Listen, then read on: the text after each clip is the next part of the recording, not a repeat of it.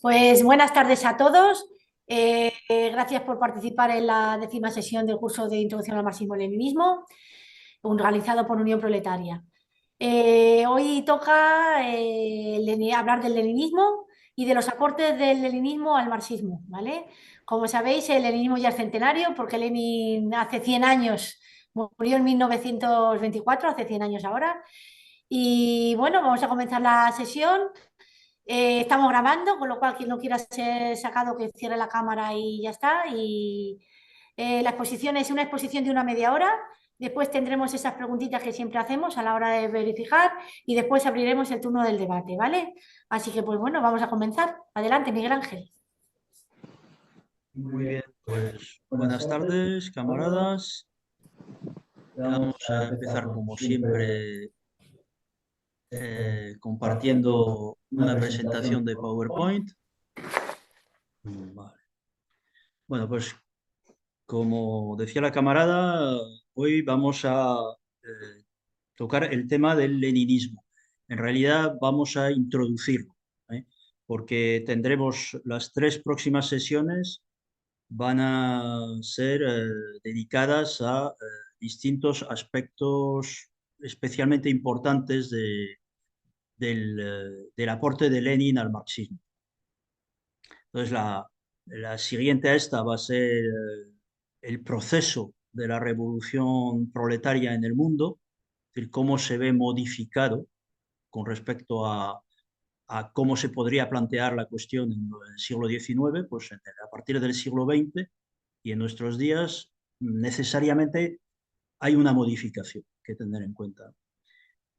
En la siguiente sesión posterior a la próxima veremos la estrategia y la táctica, algo que de alguna manera el movimiento obrero siempre se ha planteado también, lógicamente, en el pasado, en el siglo XIX, pero en el siglo XX, en la medida en que ya el movimiento obrero es capaz de consolidarse en el poder, pues entonces esta cuestión de la estrategia y la táctica adquiere una entidad mayor.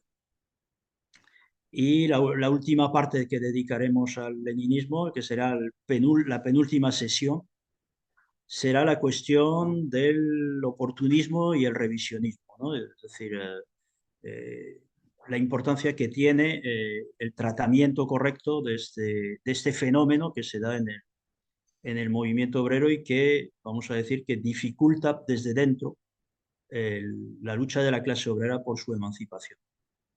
Bueno, empezamos entonces en esta 10ª sesión. Vamos a ver, introducir la cuestión del leninismo. Entonces, el objetivo de esta sesión es comprender por qué el aporte de Lenin al marxismo se ha convertido en algo indispensable para la teoría revolucionaria de nuestra época. Es decir, ya no es posible plantear una teoría verdaderamente revolucionaria, es decir, para una revolución, para un cambio radical, profundo de sociedad, sin aportes de Lenin fundamentales, tanto digamos, teorizados por él como fruto de la práctica de su militancia, de su dirección del partido bolchevique en Rusia.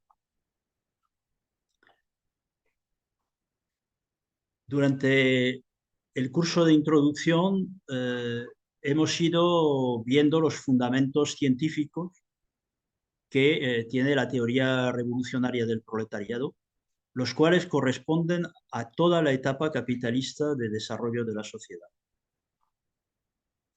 Por tanto, tanto el siglo XIX como el XX. Estoy insistiendo siempre siglo XIX-XX, ahora veremos por qué. Entonces, en primer lugar, vimos el materialismo histórico, que explica el desarrollo general de la sociedad, desde que existe la sociedad hasta, digamos, los últimos miles de años en que aparecieron las clases, el Estado, la propiedad privada y lo que son las fuerzas motrices de la sociedad, fundamentalmente las fuerzas productivas, las relaciones de producción, el choque entre las fuerzas productivas y las relaciones de producción, que forman la base de la sociedad, la superestructura política, ideológica, jurídica, cultural, etcétera. Esto en cuanto al materialismo histórico, la sucesión también de los modos de producción, la comunidad primitiva, el esclavismo, el feudalismo o sistemas tributarios, el capitalismo y el comunismo. Vimos también algo de economía política del capitalismo, es decir, el fundamento de la sociedad actual, de la sociedad capitalista. Y nos hemos dedicado la mayor parte de las sesiones a lo que es el socialismo científico, que explica el tránsito del capitalismo al comunismo. Por tanto, tanto la lucha de la clase obrera por conquistar el poder como la lucha de la clase obrera una vez conquistado el poder para transformar la base de la sociedad y entrar a una sociedad sin clases. La última sesión la dedicaremos a la parte del marxismo-leninismo que faltaría, que es el materialismo dialéctico, que es la concepción del mundo, cómo comprende el marxismo el mundo a partir de ese conocimiento del proceso histórico que ya se alcanza en el siglo XIX, junto con el progreso de las ciencias naturales. Permite una comprensión del mundo. El mundo en filosofía quiere decir la suma de naturaleza, sociedad y psicología o pensamiento humano, vamos a decir, ¿no? Entonces, ¿por qué decimos marxismo-leninismo? La teoría marxista concibe el mundo eh, eh, como algo que está en permanente desarrollo. Por eso no es una teoría estática, sino que está reflejando la realidad de una manera constantemente modificada, enriquecida, renovada. Es decir, que nunca se aferra dogmáticamente a la letra de lo que fue dicho hace un tiempo, sino que continuamente trata de ver la realidad tal como se presenta, que es constantemente distinta de cómo se presentó en otro momento. Sin embargo, a pesar de esa enorme flexibilidad que tiene el marxismo, que no tienen otras teorías sociales, que normalmente pretenden haber descubierto la piedra filosofal y dar una respuesta ya para siempre de cómo existe la sociedad y cómo funciona, a pesar de esa flexibilidad, desde principios del siglo XX, la teoría revolucionaria del proletariado ya no la llamamos solamente marxismo, aunque podemos utilizar la expresión marxismo en un sentido común, vamos a decir coloquial, pero la llamamos marxismo-leninismo porque es importante, fundamental, eh, tener en cuenta ese aporte de Lenin. Vamos a ver por qué, por qué esa importancia, que al parecer parece meramente escolástico, nominalista, de marxismo, leninismo. ¿Por qué añadir leninismo? Una primera razón es que no basta con reconocer en términos abstractos que el marxismo se desarrolla de una manera continua. Se ha hecho necesario concretar un determinado desarrollo fundamental que experimenta el marxismo para que siga siendo una teoría verdaderamente revolucionaria.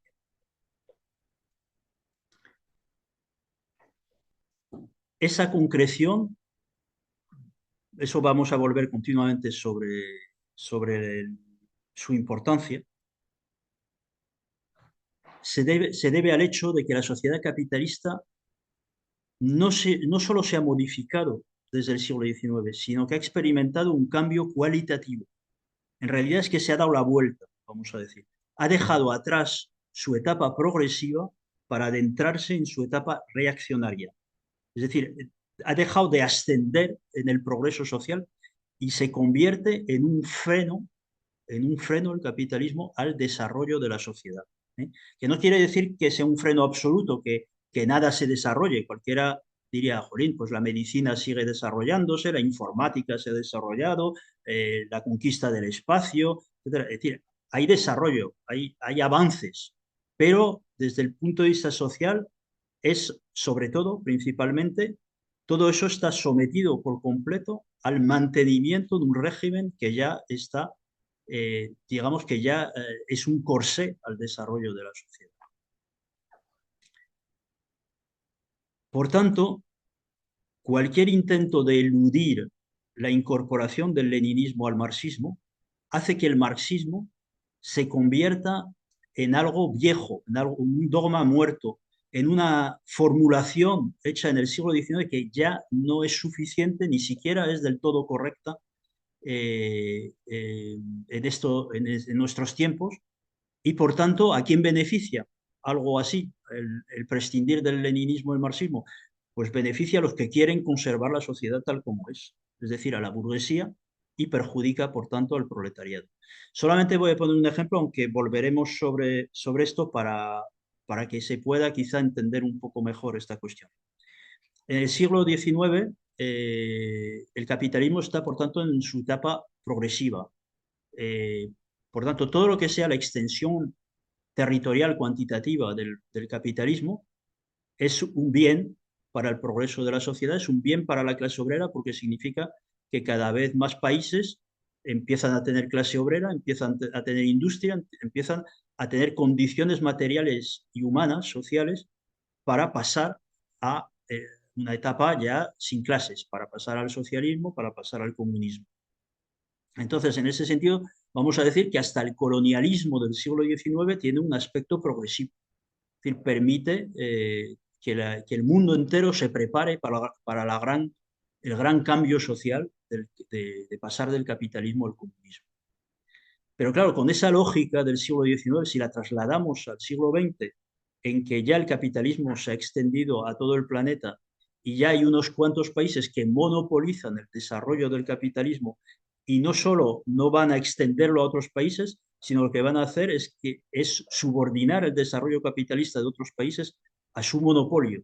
Entonces, a partir de ahí, pretender que Occidente siga dando la pauta al resto del mundo sobre el desarrollo, lo único que hace es perpetuar la división del mundo, hacer que los países colonizados sigan siendo subdesarrollados y convierte los países más desarrollados en parásitos, donde incluso la propia sociedad y el propio destacamento nacional de la clase obrera de los países dominantes se convierte también, empieza a tener elementos de parasitismo y de descomposición y ya no dificulta eso la unidad internacional de la clase obrera y hace que nos volvamos, vamos a decir, los obreros de los países desarrollados en indiferentes ante la suerte de la mayor parte de la humanidad porque tenemos determinados privilegios sobre otros países. Entonces esto simplemente es para ilustrar la enorme importancia que tiene el que el marxismo de hoy incluya el leninismo, es decir, sea marxismo-leninismo, porque si no, estamos haciendo un marxismo que traiciona el espíritu de lo que Marx y Engels plantearon simplemente por aferrarse a la letra de cosas que ya han pasado porque estamos en otra etapa del capitalismo. Podremos volver sobre ello en el debate, pero bueno, me parece importante destacar esto. Entonces, el leninismo es un desarrollo cualitativo del marxismo. Por una parte, Lenin, que bueno, fue el principal teórico y dirigente de la primera revolución que triunfó en el mundo, se consolidó en Rusia. Por una parte, Lenin era marxista, por tanto, el leninismo lógicamente incluye en él al marxismo y se basa enteramente en él. Pero además, el leninismo significa un desarrollo fundamental del marxismo. Y aquí, dicho sea entre paréntesis, digamos, la personalidad histórica que más peleó porque el movimiento obrero aceptara, reconociera, estudiara y aplicara lo aportado por Lenin fue José Stalin. Sobre todo a partir de una obra que publica poco después de la muerte de Lenin, que se llama Sobre los fundamentos del leninismo. Precisamente en esta obra, dice Stalin, exponer el leninismo es exponer lo que hay de particular y de nuevo en las obras de Lenin, lo aportado por Lenin al tesoro general del marxismo y lo que está asociado a su nombre de modo natural. Veamos características del leninismo. Entonces, el leninismo es la aplicación del marxismo a las condiciones particulares de la situación rusa. Entonces, Lenin es un marxista, como había muchos a finales del siglo XIX por el mundo, y lo que hace es lo propio que hacen todos los marxistas en cualquier sitio, que es aplicar, digamos, unos conocimientos generales a unas condiciones particulares, ¿no? Para que la experiencia de otros sea tenida en cuenta en cada lugar. ¿En qué se diferenciaba la situación rusa de la de otros países, sobre todo desarrollados? Pues bien, en Europa Occidental se daba una situación en que la revolución, que había tenido un último intento en la Comuna de París en 1871, se estaba demorando, es decir, tardaba en haber una nueva revolución. Sin embargo, esto no significaba que el movimiento obrero no avanzara, sino al revés, crecía mucho cuantitativamente, cada vez había más obreros afiliados a sindicatos, a partidos socialistas o marxistas, etc. Pero todo ese desarrollo, vamos a decir, no era revolucionario, era pacífico, era parlamentario, era sindical, digamos, un desarrollo muy necesario, muy importante, pero no resolvía realmente lo que hay que cambiar en la sociedad. En cambio, en Rusia, la revolución maduraba rápidamente, en Rusia y otros países como Turquía, China, etcétera, pero Rusia entre ellos. Eh, pero el movimiento obrero no tenía las facilidades que tenía en Occidente, no tenía posibilidades legales de desarrollo. Estaban prohibidos incluso los propios sindicatos. Entonces, el leninismo resucitó el contenido revolucionario del marxismo que había sido olvidado o suprimido por los dirigentes de los partidos socialistas que habían caído en una especie de oportunismo, es decir, habían sacrificado los intereses generales históricos de la clase obrera por los éxitos momentáneos electorales, sindicales, etcétera, del movimiento obrero.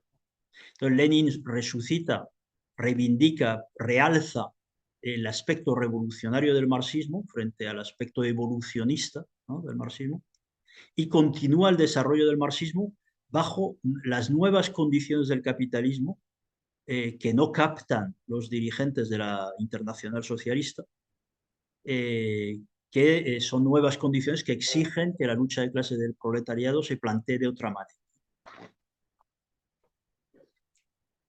Entonces, con esta experiencia de Lenin en Rusia, vemos cómo el marxismo solo se puede desarrollar aplicándolo a condiciones sociales concretas, es decir, por Lenin en Rusia, es decir, por tanto, el que quiera desarrollar o contribuir al desarrollo del marxismo, la única manera es aplicarlo a las condiciones concretas, y desenvolviendo al mismo tiempo una lucha tenaz contra el revisionismo, es decir, contra cualquier expresión formalmente marxista, pero que traiciona el espíritu, la médula revolucionaria del marxismo. Gracias a este proceso, el leninismo se convierte en una etapa cualitativamente nueva en el desarrollo del marxismo, que ahora vamos a ir viendo en qué sentido.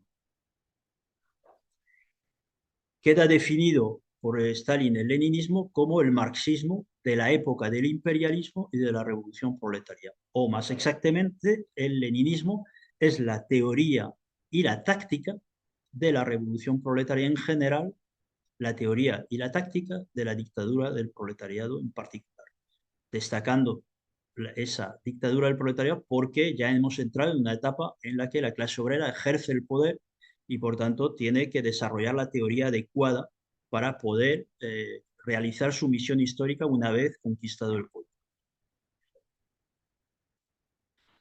Ahora vamos a ver el contexto internacional en el que se forma el leninismo y luego el contexto nacional ruso en que se forma, ¿no? Es decir, con lo cual así entenderemos, vamos a decir, el porqué del éxito de la Revolución de Octubre, porqué, digamos, la importancia que tiene la Revolución de Octubre para otros países, porqué ahí se forjan unos principios de validez universal. Bueno, como decíamos, la teoría marxista se formó durante el siglo XIX, cuando el capitalismo se consolidaba en Europa Occidental y en Norteamérica y empezaba a desarrollarse en el resto del planeta. Era, por tanto, una época de revoluciones burguesas, que asentaban un régimen económico de libre competencia entre capitalistas frente o contra las trabas y los privilegios del periodo feudal. El proletariado estaba cada vez más presente en esas revoluciones burguesas. ¿Y qué hacían ellas? Pues intentar llevarlas hasta su máximo desarrollo, ¿eh? Y así se iba preparando para su propia revolución, para una revolución que fuera más allá de lo que la burguesía estaba dispuesta a hacer. El leninismo, sin embargo, ya se desarrolla y se forma bajo el imperialismo, es decir, cuando la libre competencia entre los capitalistas engendra la dominación de los monopolios. Es decir, los que luchan, por ejemplo, contra los monopolios y levantan la bandera de la libre competencia, olvidan que la libre competencia conduce al monopolio, a la dominación de los monopolios. Entonces, se forma, por tanto, en la época del imperialismo, en la época en que la libre competencia se transforma en monopolismo y aparece la opresión de unas naciones por otras, ya de una manera no meramente colonial, sino ya imperialista, es decir, de una manera permanente en que, por ejemplo, a través del neocolonialismo, pues se asegura que un país subdesarrollado seguirá siendo subdesarrollado. Y la época de las guerras mundiales. Las contradicciones del capitalismo en esta época, en la época del imperialismo, han llegado ya a un grado extremo, han madurado por completo, haciendo que la revolución proletaria sea ya la única perspectiva que hace posible el progreso social, la democracia y la paz. Porque digamos, cualquier otro programa, digamos, puede permitir algún avance parcial, algún pequeño logro, pero el problema es que continuamente acaba reproduciendo el fenómeno del monopolio debido al alto desarrollo de las fuerzas productivas, al alto carácter social que tienen esas fuerzas productivas, que en condiciones de propiedad privada significan monopolio, significan la propiedad sobre algo que es social, pero adueñado por un pequeño sector de la sociedad. Con lo cual, por ejemplo, en estos tiempos en que se habla mucho del mundo unipolar y del mundo multipolar, evidentemente el mundo multipolar es positivo en cuanto que permite que no haya un hegemón, no haya un elemento que bloquea la iniciativa de los otros, una potencia como puede ser Estados Unidos. Pero el problema es que si se destruye ese hegemón, necesariamente con el tiempo aparece otro monopolio, es decir, porque estamos en esa época de los monopolios. Por tanto, no es estratégico la idea de la sustitución del mundo unipolar por el multipolar, sino que tiene un interés para la clase obrera táctico. Significa debilitamiento del imperialismo y, por tanto, posibilidad de iniciativa de la clase obrera para recuperar la dirección del proceso histórico. Pero yo no quiero ahí desarrollar más, podemos verlo eso en el debate, pero lo importante es, digamos, quedarse con esa idea de que en la época imperialista es la época en la que ya las contradicciones están maduras para ser solucionadas. Y entonces vamos a ver dónde se empiezan a solucionar, que es el contexto nacional de la formación del leninismo. El leninismo está asociado a Lenin, que vamos a decir es una personalidad genial, pero eso no explica por sí solo, no es lo más importante para explicar por qué ese desarrollo cualitativo de la teoría revolucionaria surge en Rusia. La razón es que Rusia era el punto de convergencia. O sea, era a principios del siglo XX, es el núcleo, vamos a decir, de todas las contradicciones del imperialismo, del mundo imperialista en aquel momento. Allí se daba un capitalismo en desarrollo fundido con un despotismo feudal. Por tanto, vamos a decir, una ansia de revolución burguesa. en estas condiciones. Además, ese despotismo feudal, ese semifeudalismo, oprimía a millones de campesinos. La mayoría de la población rusa era campesina. Es decir, por tanto, vamos a decir, la burguesía revolucionaria en Rusia no son los capitalistas, sino los campesinos, ansiosos de tener propiedad privada sobre la tierra, o por lo menos de tener su propia explotación. ¿Eh?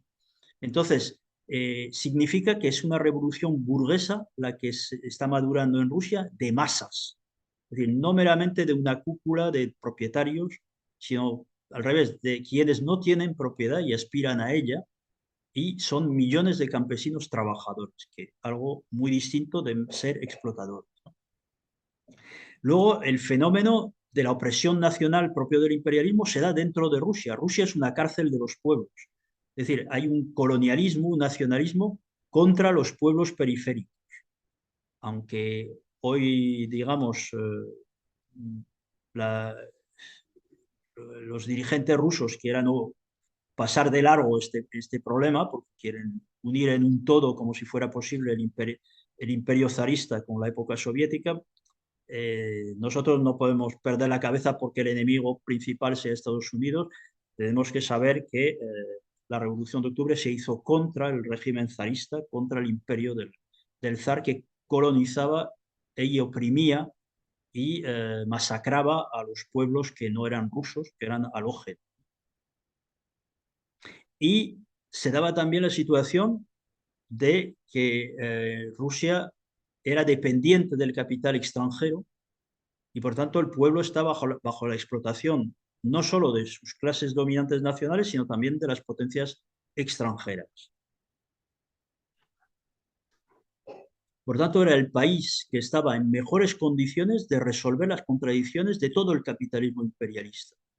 La revolución proletaria en Rusia solo podía tener una dirección proletaria, porque el campesinado no tenía capacidad operativa, ni intelectual, ni física por su dispersión para dirigir esa revolución, solo la clase obrera la podía dirigir, y además tenía un carácter internacional por todo lo que acabo de explicar anteriormente. Pero eso sí, para vencer había dos condiciones. Uno, debido al carácter internacional, los bolcheviques no podían mirar el ombligo de Rusia, no podían solamente mirarse a sí mismos. Tenían que combatir la enfermedad que corroía el movimiento obrero en Occidente, que era el revisionismo chauvinista y pacifista que se había ido acumulando por esos años en que, vamos a decir, las sociedades occidentales habían engordado, habían echado grasa en lugar de echar cerebro, por decirlo de una manera. Es decir, tanta situación pacífica y tantos avances pacíficos del movimiento obrero, mientras los ejércitos expedicionarios coloniales masacraban a indios, a chinos, a africanos, a latinoamericanos. Es decir, por tanto, había que romper con ese chauvinismo, ese eurocentrismo y esa creencia de que se podía hacer las cosas con un entendimiento, con una concertación social con la burguesía de los países occidentales. Entonces, había que aportar a ese movimiento obrero, como alternativa a ese revisionismo, había que aportarle una teoría y una táctica que lo ayudara a derrocar el capitalismo, porque solo, además, el progreso de la revolución en el mundo podía garantizar que Rusia no restaurara de nuevo el régimen burgués, no volviera atrás. Entonces, la revolución rusa necesitaba de la revolución en otros países. Por eso, digamos, insistimos en el hecho de que Rusia y el movimiento revolucionario ruso era, vamos a decir, el punto de concentración de todo el conjunto de contradicciones del mundo imperialista.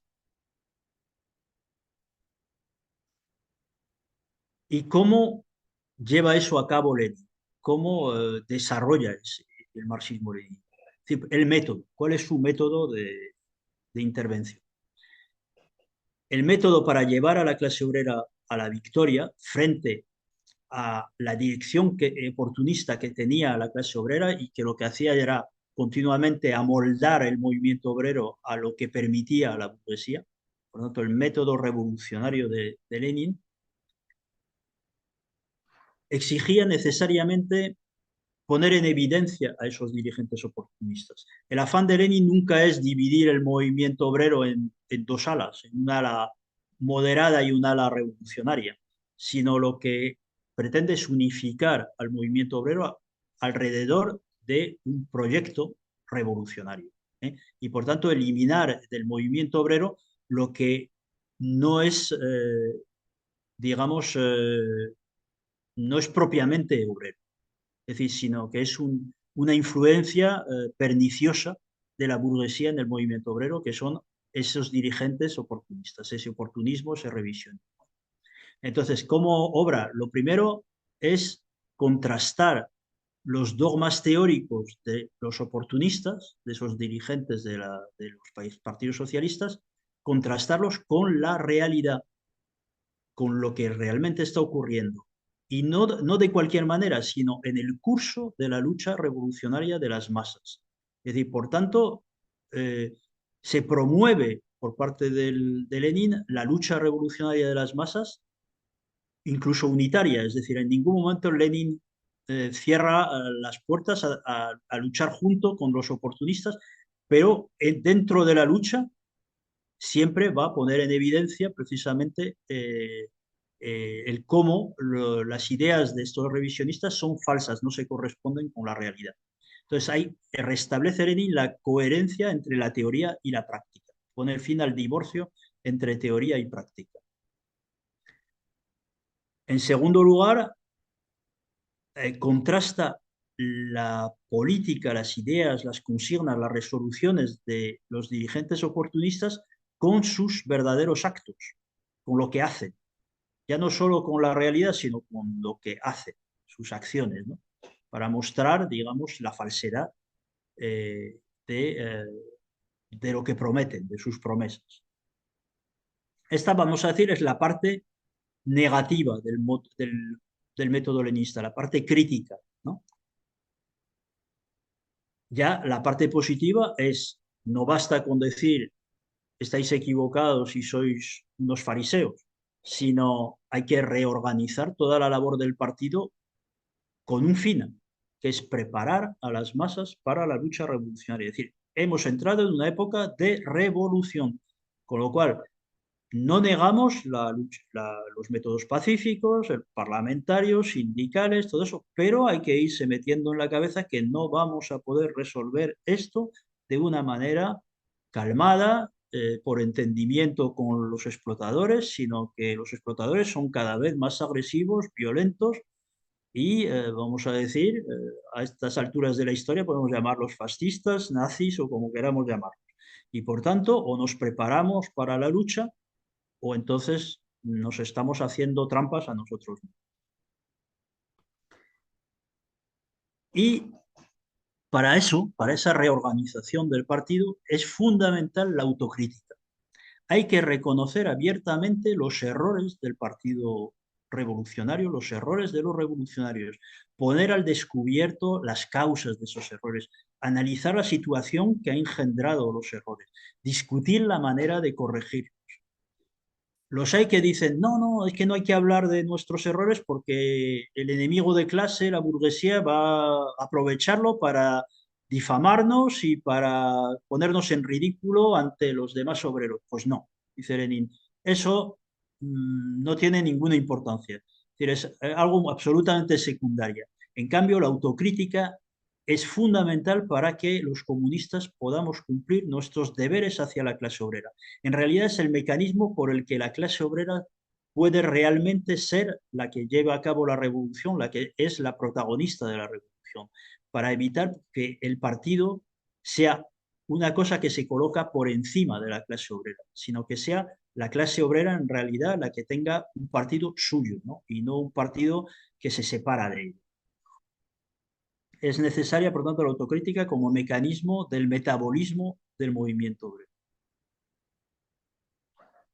Y ahora vamos a empezar a ver la teoría del leninismo, ¿no? Entonces, eso lo veremos, como he dicho, en las tres siguientes sesiones también.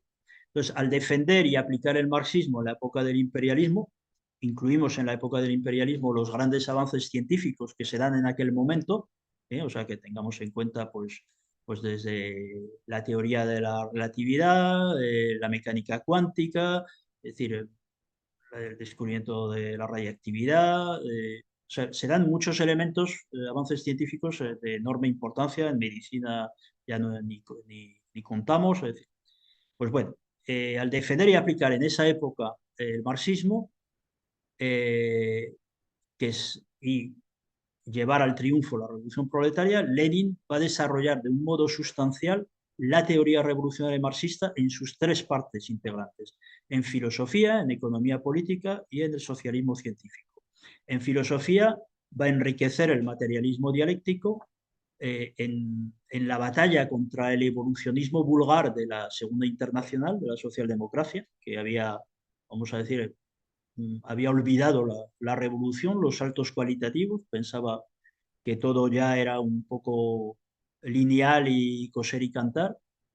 El repunte del idealismo subjetivo, que es la base muchas veces del anarquismo, del izquierdismo, es decir, el creer que las cosas dependen de la voluntad solamente y no fundamentalmente de la posibilidad material. Y la ofensiva del irracionalismo, que aparece con la época imperialista y que, bueno, la expresión política máxima del irracionalismo será el fascismo o el nazismo. En economía política, pues lógicamente descubre las características fundamentales de la etapa imperialista del capitalismo, aprovechando los estudios, evidentemente, de otros que le precedieron a Lenin o coetáneos suyos, y escribe la famosa obra El imperialismo, fase superior del capitalismo. Y en socialismo científico saca las pertinentes consecuencias de ese descubrimiento de la economía política, de cómo el capitalismo pasa de su fase de libre competencia a la etapa monopolista y, por tanto, incorpora al marxismo las consecuencias políticas de esa etapa imperialista.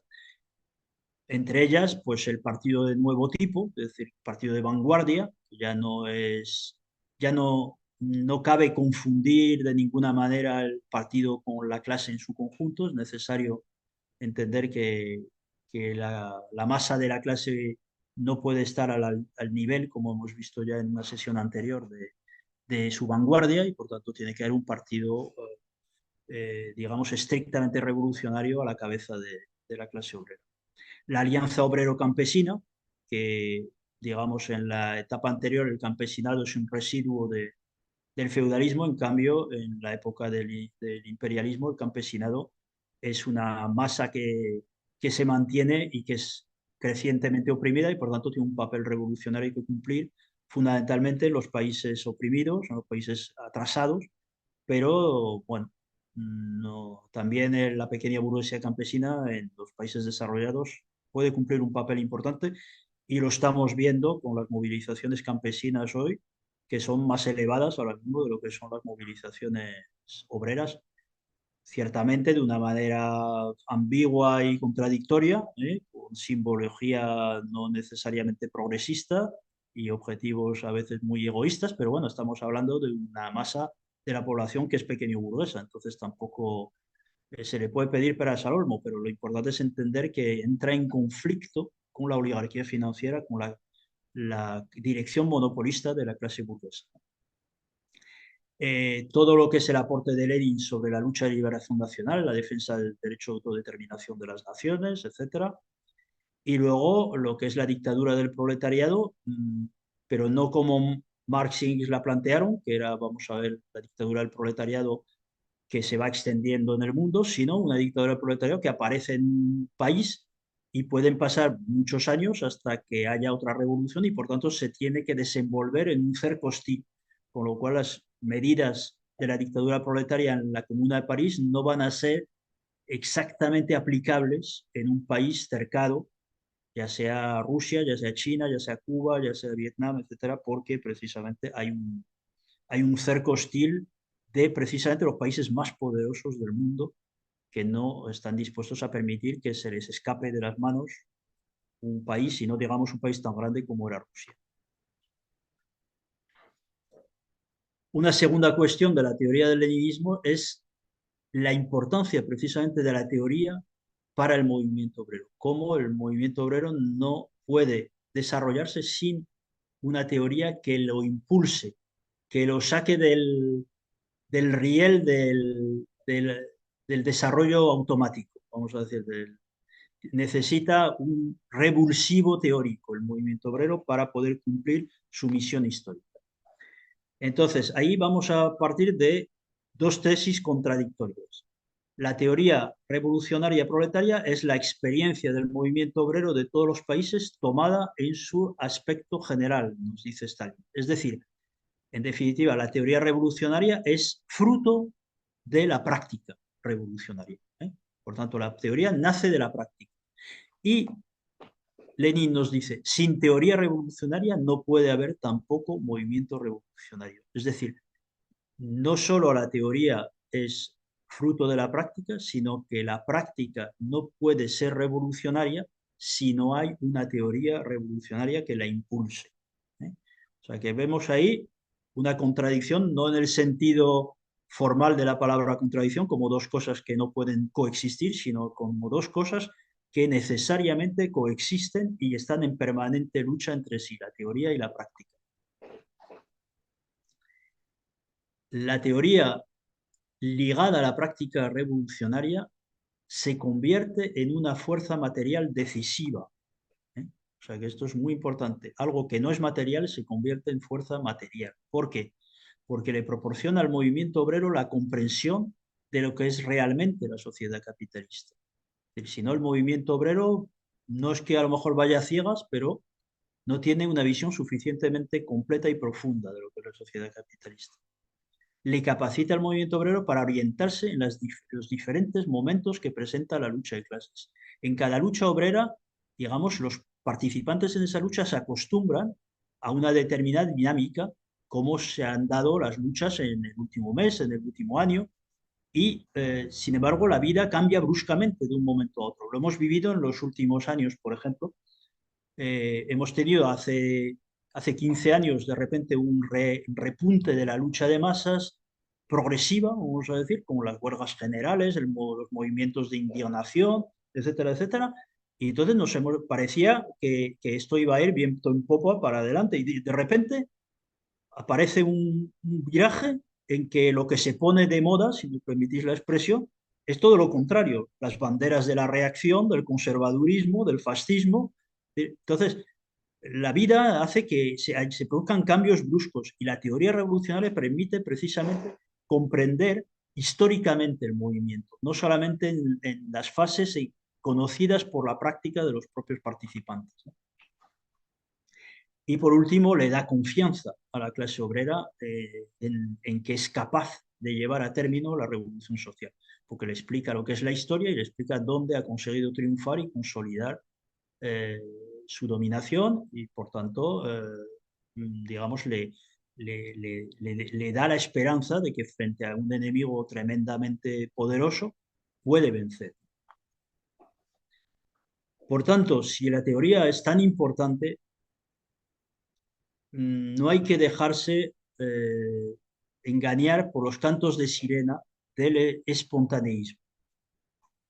Cualquiera que diga, no, el movimiento obrero por sí solo lo va a conseguir en un momento dado, es decir, los obreros van a poder cambiar la sociedad, sin teoría revolucionaria que recoja toda la experiencia del movimiento obrero y más allá todo el conocimiento humano histórico, el movimiento obrero está sometido a la ideología y la política burguesa. Por tanto, necesita esa teoría revolucionaria, necesita la dirección de un partido político basado en esa teoría revolucionaria del marxismo-leninismo. Finalmente, vamos a introducir lo que va a ser lo que veremos en la próxima sesión, ¿no? Que es cómo se modifica la teoría de la revolución proletaria en la época del imperialismo.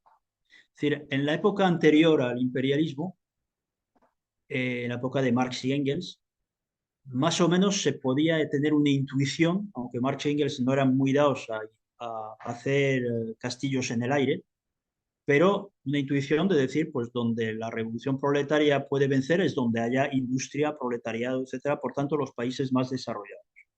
Entonces, de los más desarrollados se iría desarrollando, se iría extendiendo esa revolución proletaria a los menos desarrollados, ¿no?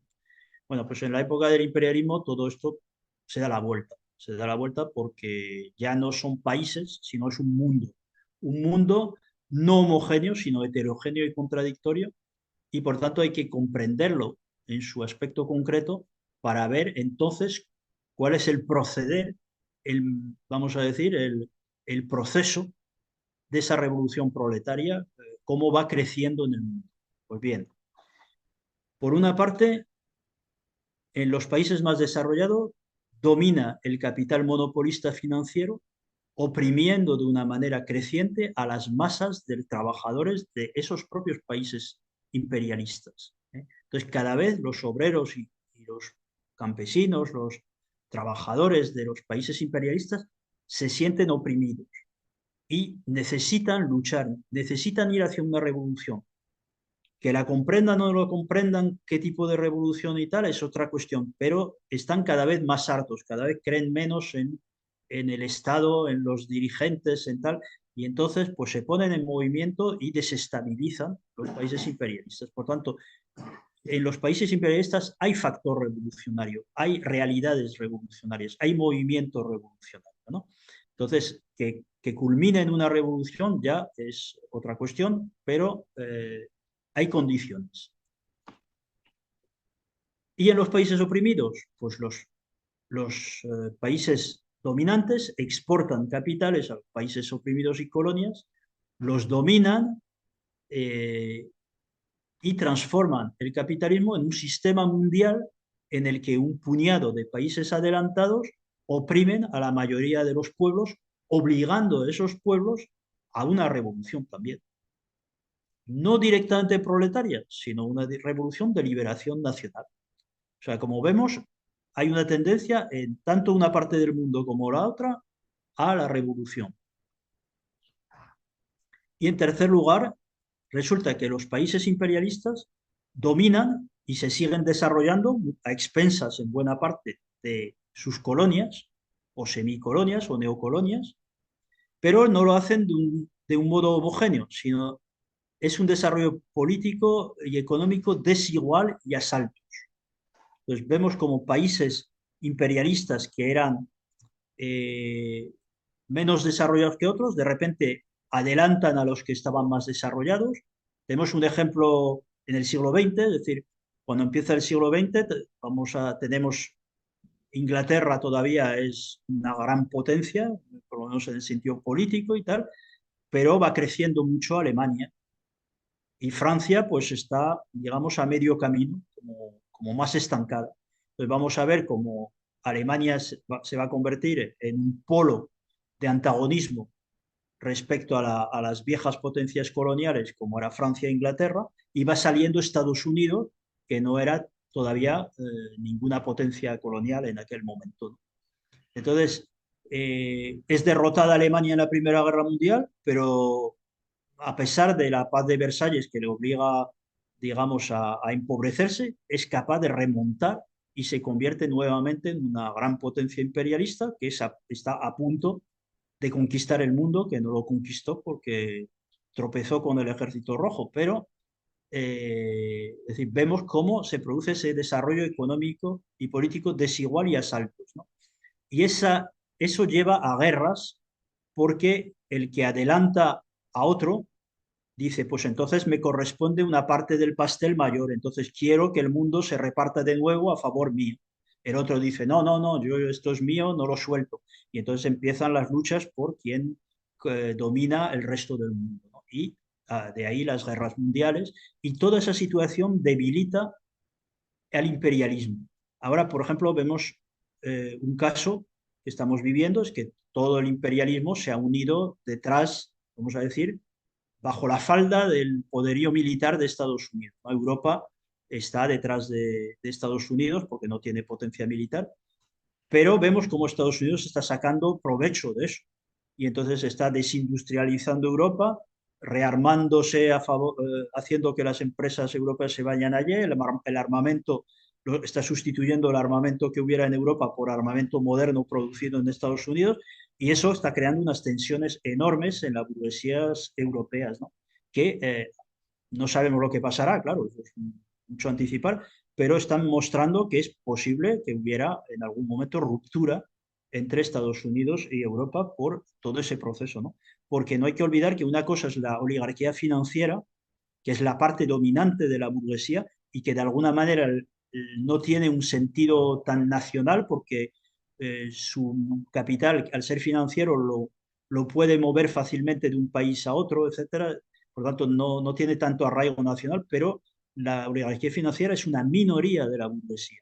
Entonces, la mayoría de la burguesía tiene bienes raíces, vamos a decir, tiene raíces hincadas en la nación propia. Y eso hace que se produzcan tensiones en la burguesía imperialista de cada país entre la cúpula financiera y el resto de la burguesía.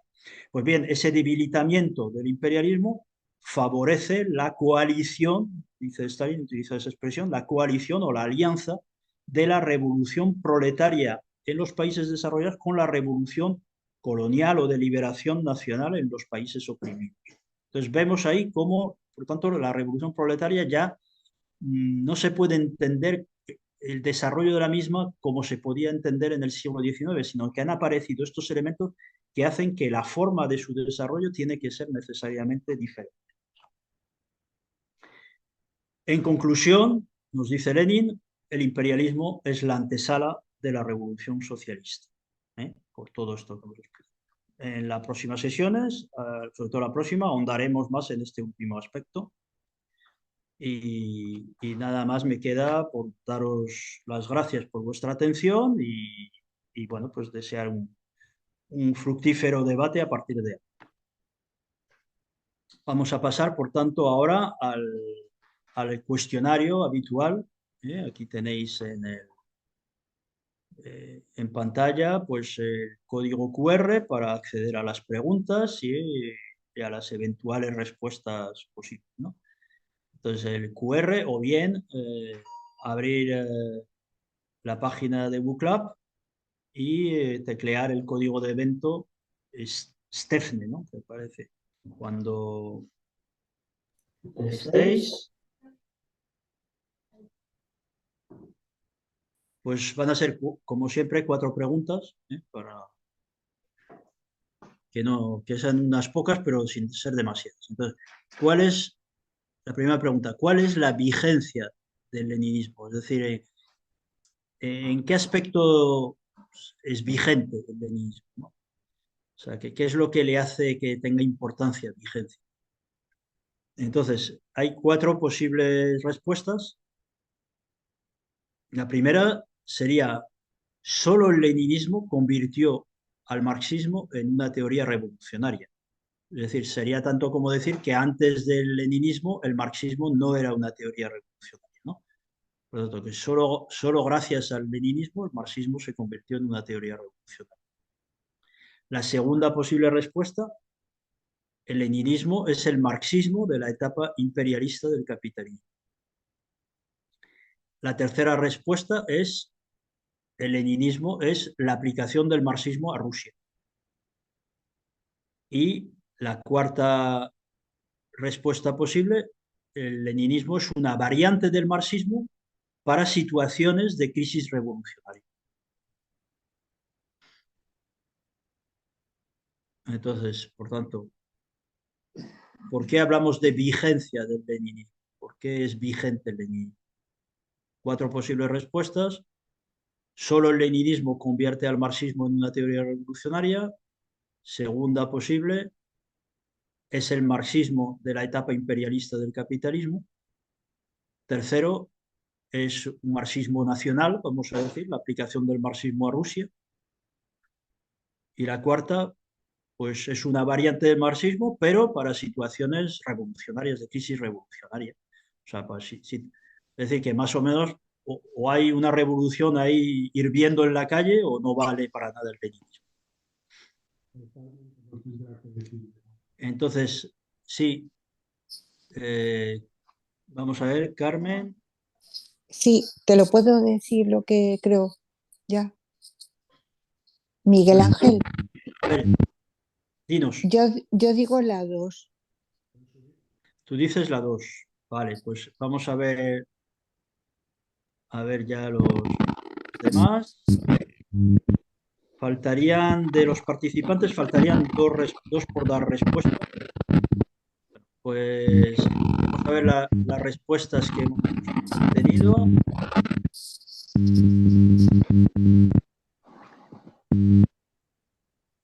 Ha habido una igualación entre las dos primeras opciones. Bueno, que con Mari Carmen decanta gana la segunda opción del marxismo de la etapa imperialista del capitalismo. Y la respuesta correcta es efectivamente la 2, es decir, es el marxismo de la época del imperialismo y de la revolución mundial. Por tanto, el marxismo a partir de inicios del siglo XX o incluye leninismo o no es marxismo. La primera respuesta, antes del leninismo el marxismo no era una teoría revolucionaria, sí lo era, sí lo era. Lo que pasa es que todavía el mundo, la sociedad capitalista, vamos a decir, no había madurado enteramente lo suficientemente, no había, digamos, no se había agotado el potencial revolucionario del capitalismo. Entonces, en ese sentido, sí era revolucionario el marxismo. La clase obrera lo que hacía en aquel momento era tratar de llevar la revolución burguesa más allá de lo que quería la burguesía, es decir, por tanto, hasta la revolución proletaria. O sea que en todo momento el marxismo es una teoría revolucionaria, pero se puede llevar a la práctica cuando las condiciones objetivas han madurado lo suficiente para eso. Y eso se comprobó precisamente que eso ocurre en la etapa imperialista del capitalismo. Entonces esa sería la explicación. De las otras no comento porque efectivamente sí, el leninismo es aplicar el marxismo a Rusia, pero no es meramente eso. Porque si no, no valdría más que para Rusia, sino que tiene una validez para el planeta entero. Y la otra que solo vale para situaciones revolucionarias, entonces, pues ahora mismo que no hay una revolución en nuestro país, pues deberíamos prescindir del leninismo, pero entonces no tendríamos posibilidad de tener un partido, es decir, no podríamos preparar a la clase obrera para el momento en que haya condiciones de una revolución. Bien, entonces pasamos a la siguiente. La siguiente pregunta es ¿cómo hizo Lenin para desarrollar el marxismo hasta las alturas que exigía la nueva época, la época del imperialismo? ¿Cómo lo hizo? Primera posible respuesta, demostrando la falsedad de las ideas revisionistas en el curso de la lucha de masas. Segunda posibilidad, contrastando las palabras de los revisionistas con sus actos. Tercera posible respuesta, reorganizando la labor del partido hacia la educación y preparación de las masas para la lucha revolucionaria. Y cuarta, combinando estas tres actividades. Entonces, ¿cómo Lenin desarrolló el marxismo hasta las alturas que exigía la nueva época? Uno, demostrando la falsedad de las ideas revisionistas en el curso de la lucha de masas. Dos, contrastando las palabras de los revisionistas con sus actos. Tres, reorganizando la labor del partido hacia la educación y preparación de las masas para la lucha revolucionaria. Y cuatro, combinando estas tres actividades anteriores.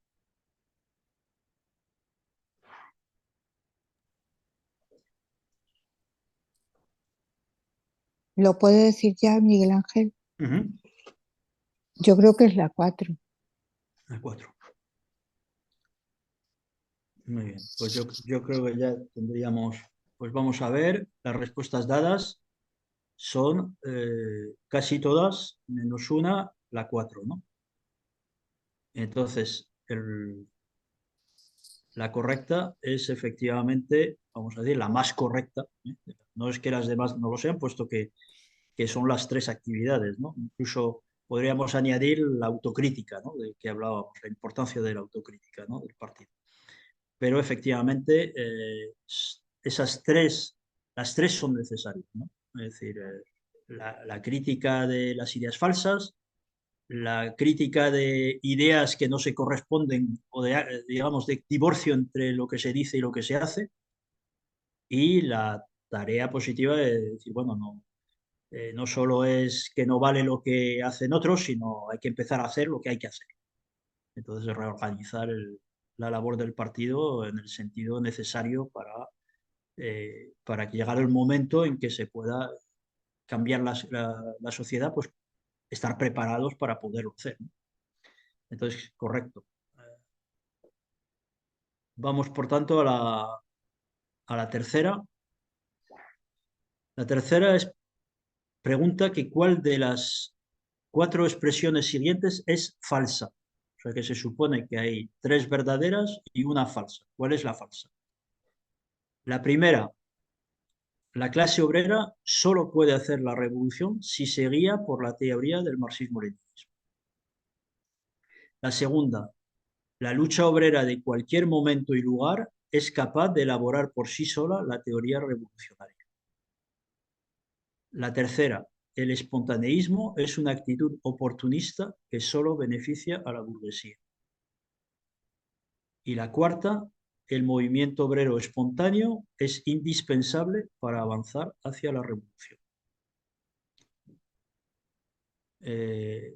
Llamo la atención de que hay que reflexionar sobre la 3 y la 4 en cuanto que parecen decirse lo contrario la una de la otra, pero sobre eso podemos hablar. Yo intentaré situar alguna explicación, pero también en el debate podemos explicar. Voy a repetirlas. ¿Cuál de esas expresiones es falsa? 1. La clase obrera solo puede hacer la revolución si se guía por la teoría del marxismo-leninismo. 2. La lucha obrera de cualquier momento y lugar es capaz por sí sola de elaborar la teoría revolucionaria.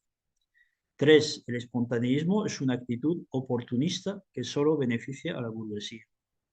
Y 4. El movimiento obrero espontáneo es indispensable para avanzar hacia la revolución. ¿Cuál es falsa?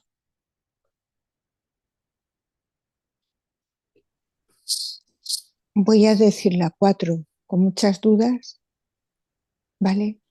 Vale, dices que la 4. Me acuerdo. Una pregunta, ¿se puede corregir? Sí, sí, claro, claro. Sí.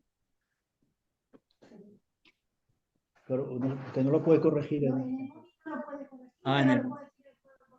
Claro, nos lo dices en voz alta. No, ya, vale. La verdad es que tengo dudas, sí, pero bueno. Pues tú verás, si nos quieres decir en voz alta algo, y si no, lo vemos ahí en la corrección. O sea,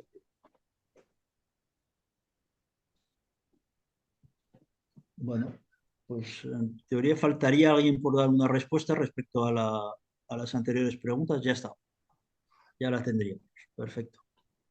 Bueno, pues resultados, lo que habéis contestado,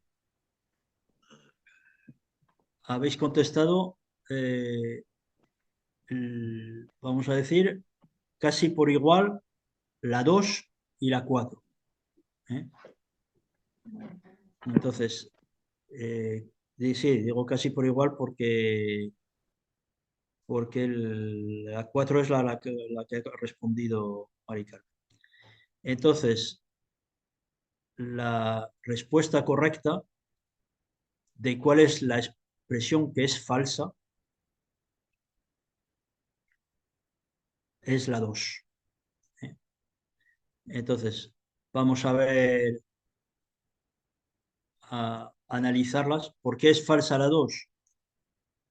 Pues la 2 nos dice que una lucha obrera de cualquier momento y lugar, una determinada huelga, una determinada movimiento local de obrero, tal, por sí sola puede elaborar toda una teoría revolucionaria de una clase. Entonces, esto no es cierto y es evidente que no es cierto. Es decir, sería tanto como creerse que la parte es igual al todo, ¿no?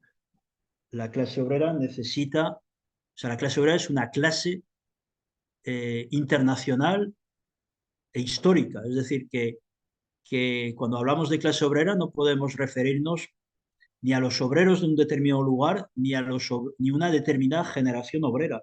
Estamos hablando de la clase obrera desde que nació, desde que apareció como clase en la historia, hasta hoy. Es decir, eso es la clase obrera y la teoría es, digamos, lo que ha aprendido esa clase. Ha aprendido a lo largo del tiempo y a lo largo de la geografía, a lo largo del mundo, ¿eh? Entonces, eh, sin embargo, es frecuente que una lucha obrera genere una sensación, sobre todo cuando tiene éxito, de que por sí sola va a resolver, o sea, ha encontrado la llave que no encontraban otras. Eso hemos vivido un ejemplo muy claro cuando el 15M. El 15M, a pesar de no ser una lucha obrera, sino que más bien era una lucha de una capa superior de obreros o incluso a veces de intermedia, una clase capa obrera, una capa intermedia de la sociedad, ¿no? Una especie de pequeña burguesía, pero de todos modos había masas obreras ahí dentro y tenían como una especie de pretensión eh, eh, de, de, de que habían dado con la llave de que podían prescindir de todo lo que había aprendido el movimiento obrero anteriormente. No hacían falta partidos, ni banderas, ni mayorías, todo tenía que ser por consenso, no se aplaudía, sino que se agitaba un brazo. Es decir, ese afán de que la solución está en la innovación, ¿no? Pues esto es una actitud que la verdad es que es bastante infantil, bastante propia de generaciones jóvenes que creen que van a poder resolver lo que las anteriores generaciones no han podido resolver, prescindiendo de lo que han aprendido otras generaciones. Entonces, no, la clase obrera necesita la luz de la experiencia histórica y mundial del movimiento obrero, ¿eh? Entonces,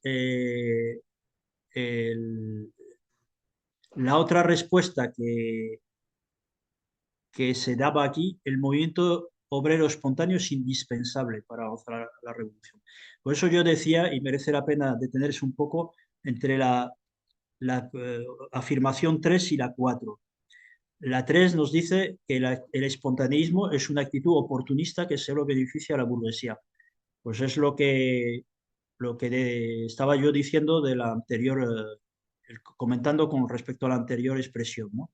Es decir, el espontaneísmo es ir a la zaga del movimiento, es eh, eh, ver en el movimiento en un momento dado como si lo fuera todo, ¿no? Perder de vista el resto del mundo, ¿no? Ese es el espontaneísmo, ir prosternarse ante el movimiento espontáneo, ¿no?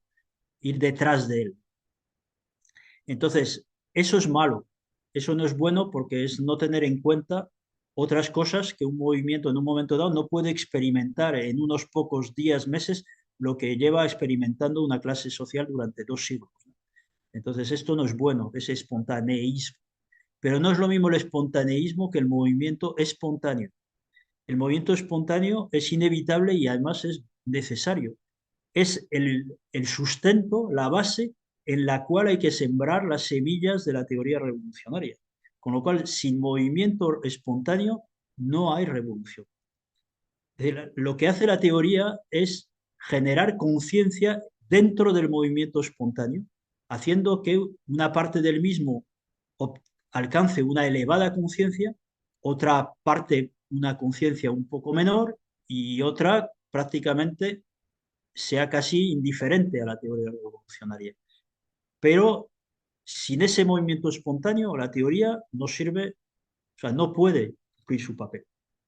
Entonces, ahora mismo, en la hipótesis de que fuéramos capaces de tener un partido de cuadros comunistas estupendos, no podríamos hacer la revolución si no emerge un movimiento obrero espontáneo.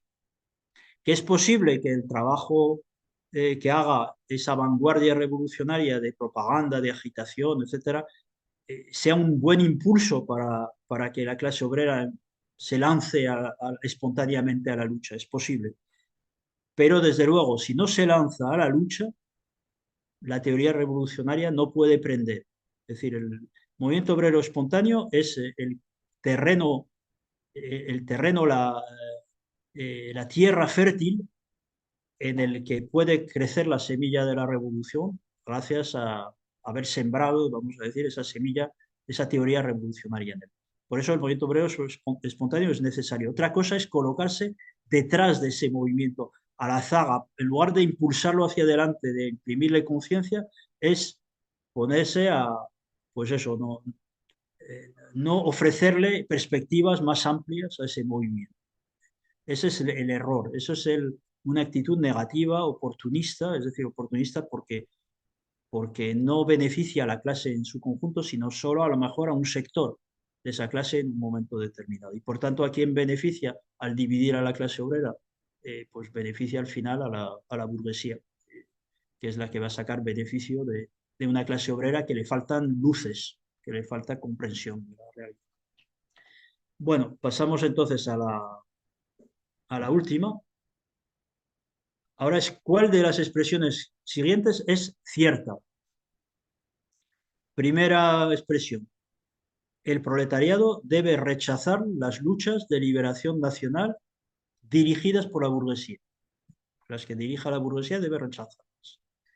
Segunda, el imperialismo solo puede ser derrotado por la alianza de la revolución proletaria con las revoluciones de liberación nacional.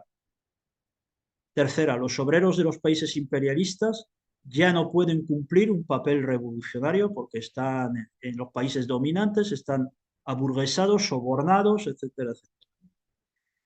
Y la cuarta, la dominación de los Estados Unidos en el mundo imperialista ha puesto fin a la lucha entre los países imperialistas por repartirse el mundo. Es decir, ahora que domina ya Estados Unidos sobre el resto del mundo capitalista e imperialista, pues entonces ya se acabó, ya no hay lucha entre países imperialistas, ya todos están de acuerdo con Estados Unidos o sometidos a Estados Unidos y ya no hay contradicciones, ¿no? No hay lucha entre ellos por repartirse nuevamente el mundo de otra manera. Entonces, ¿cuál de esas expresiones es cierto? Uno, el proletariado debe rechazar las luchas de liberación nacional dirigidas por la burguesía. Dos, el imperialismo solo puede ser derrotado por la alianza de la revolución proletaria con las revoluciones de liberación nacional. Tres, los obreros de los países imperialistas ya no pueden cumplir un papel revolucionario. Cuatro, la dominación de los Estados Unidos ha puesto fin para siempre a la lucha entre los países imperialistas por repartirse el mundo.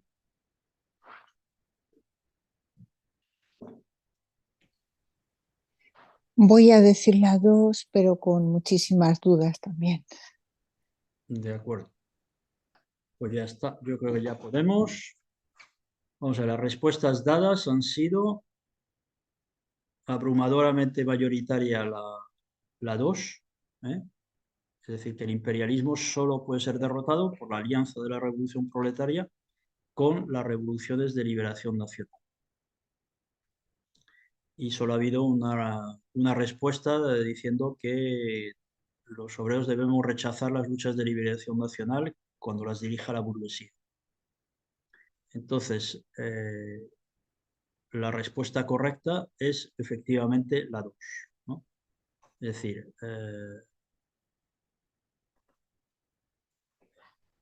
como se explicó en la última diapositiva, es decir, el mundo, digamos, en la época del imperialismo se caracteriza por esa contradicción es triple, vamos a decir, en los países imperialistas entre la clase obrera y la burguesía, a nivel mundial entre los países dominantes y dominados y también entre los propios dominadores, ¿no? Entre los propios países dominantes. Entonces, lógicamente, en esas condiciones, yendo por separado cada uno de esos factores, no puede romper un sistema monopolista, tremendamente potente en sus fuerzas productivas y por tanto también destructivas, ¿no? Porque el que es capaz de construir también es capaz de destruir. Entonces, es necesaria la alianza, por tanto, de todos esos factores revolucionarios, particularmente del movimiento obrero y del movimiento de liberación nacional. Por tanto, el movimiento de liberación nacional cumple un papel positivo, no para construir el socialismo, pero sí para debilitar el imperialismo y, por tanto, facilitar digamos, beneficiar correlativamente a la clase obrera frente a la burguesía en general y en cada país, incluso en los países donde la burguesía lucha contra el imperialismo. Por eso, el proletariado debe apoyar las luchas de liberación nacional, aunque las dirija la burguesía. Que eso no quiere decir que no lo critique a la dirección. Incluso el proletariado debe de, vamos a decir, reivindicar que sea la clase obrera la que dirija esas luchas de liberación nacional. Pero eso es una cosa, y otra cosa es decir, o lo dirigimos nosotros o estamos en contra totalmente de esa lucha de liberación nacional. Eso haría que nos colocaríamos de alguna manera del lado del opresor, de la nación imperialista opresora, ¿no?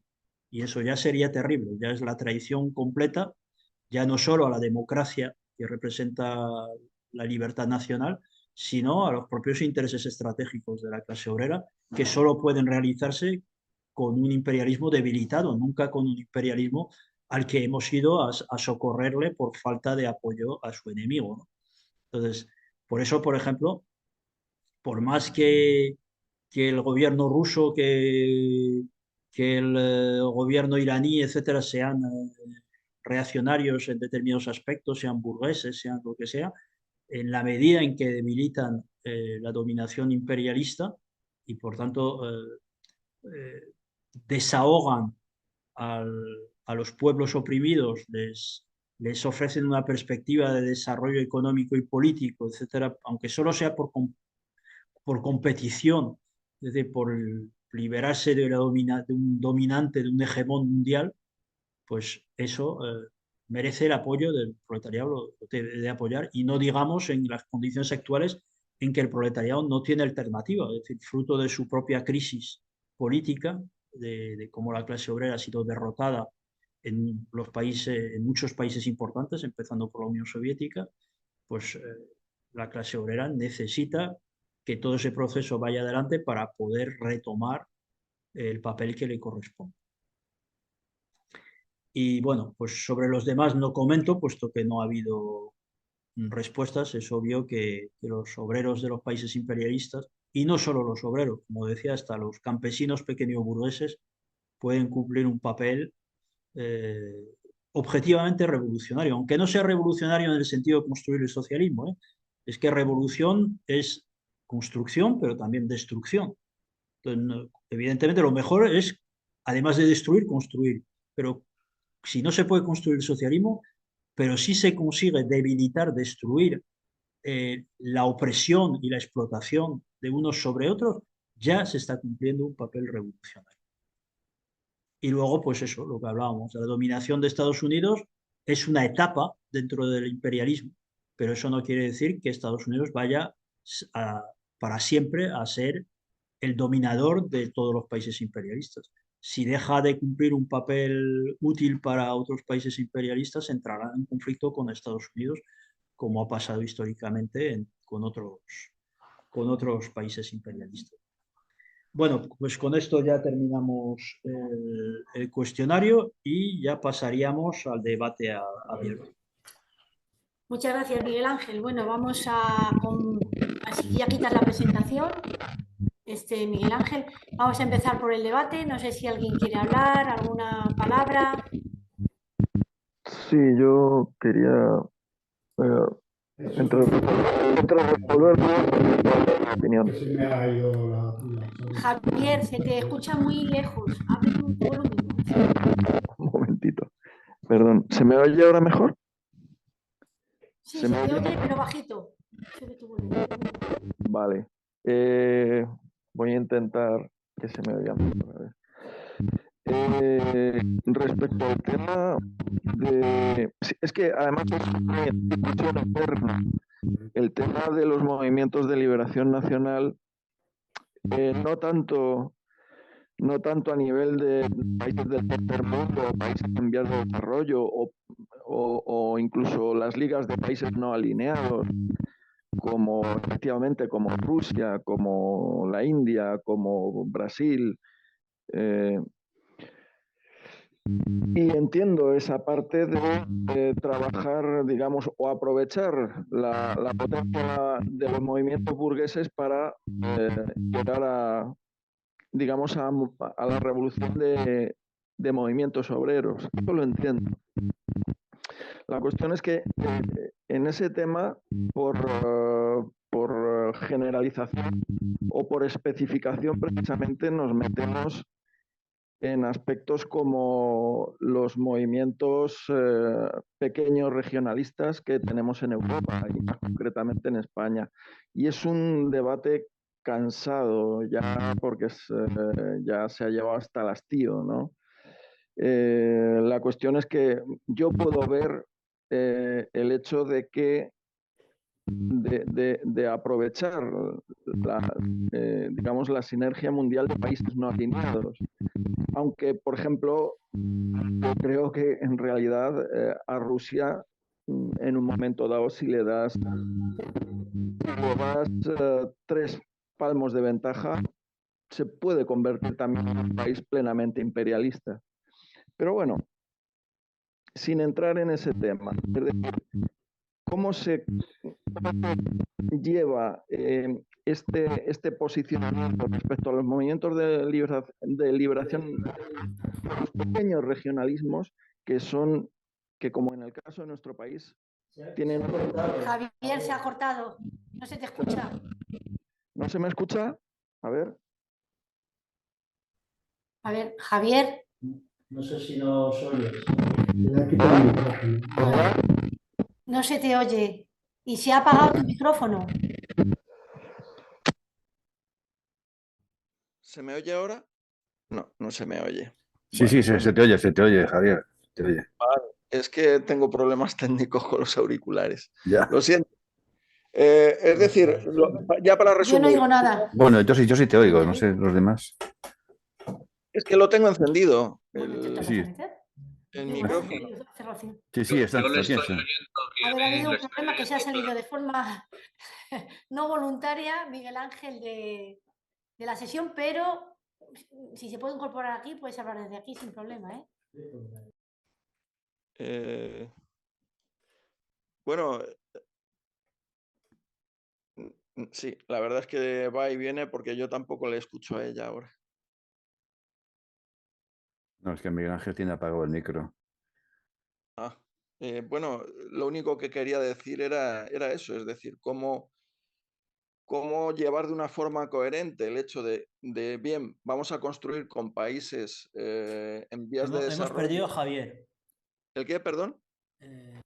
¿Me oyes? No sé si puede retomarlo o si va a volver a entrar o de alguna manera el sonido vamos a conseguirlo. Estoy dentro. Así puede completar su comentario. Yo he captado algo de lo que quiere decir, creo, pero vamos, de todos modos, si hay más palabras, así le damos tiempo a completar su ¿Podéis pregunta decirme o alguno que opinión o estoy dentro? argumentación.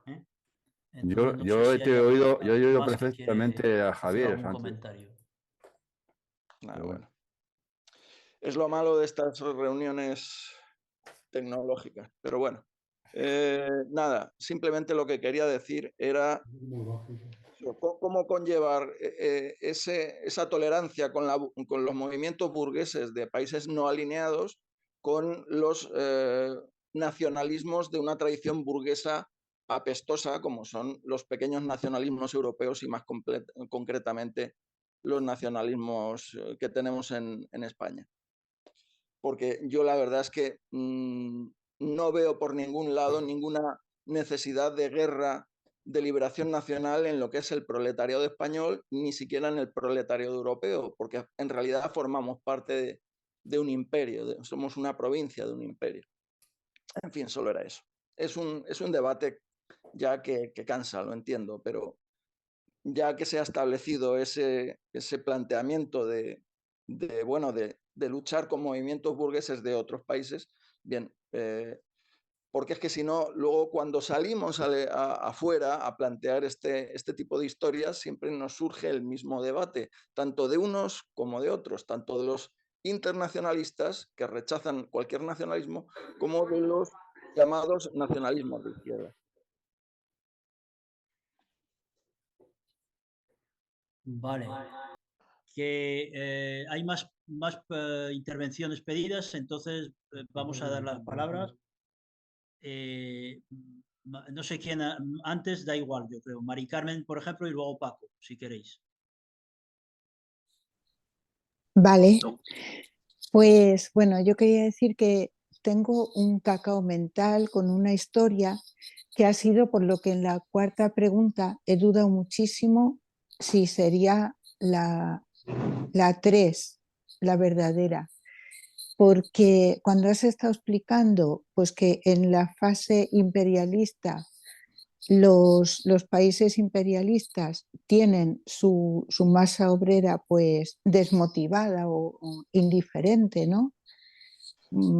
Quizá me imagino que eso será porque, claro, como se desindustrializan y todos los negocios, las industrias, las explotaciones mineras y tal se van a países del tercer mundo, pues claro, la clase obrera está como diseminada, no sé, está...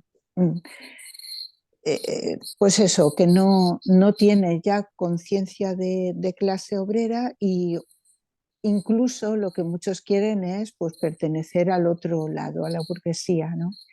Entonces, por eso yo entendía mejor pues que una revolución pudiera surgir de los países explotados, ¿no? Que es donde se concentra más la clase obrera y donde sufre las peores condiciones. Claro que pues tendría que haber ahí un partido que organice y que les aporte la teoría que es necesaria para que haya una revolución. Bueno, ese es el pequeño cacao mental que tengo, pero sí, más o menos lo entiendo, ¿no?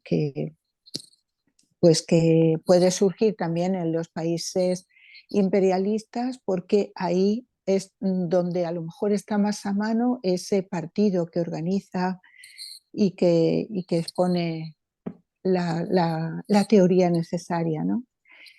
Y luego también quería decir una cosa, que bueno, yo estoy aquí asistiendo a estas sesiones que me están gustando muchísimo y interesando mucho conocer todo esto, de lo que tenía muy poca idea, aunque bueno, mi espíritu desde pequeña pues siempre ha sido una ideología comunista, colectivista, ¿no? Pero no tenía teoría, o sea, no tenía formación de nada. Y aquí el compañero Alberto es el que le estoy dando siempre la lata, preguntándole cosas y me está pues sacando de muchísimos errores. Por ejemplo, sobre Trotsky, que yo no sabía, bueno, más bien me he quedado con lo que más se difunde por ahí, que Stalin era muy malo, era un régimen terrorífico, ¿no? Que, pues a toda disidencia lo que hacía pues era pues fusilarlos y tal, y Trotsky en cambio pues había sido más suave y bueno, total, que el compañero Alberto pues me está ayudando mucho a entender cosas y muchas más. Y nada, pues que, que estoy muy agradecida de comprender todo esto más a fondo.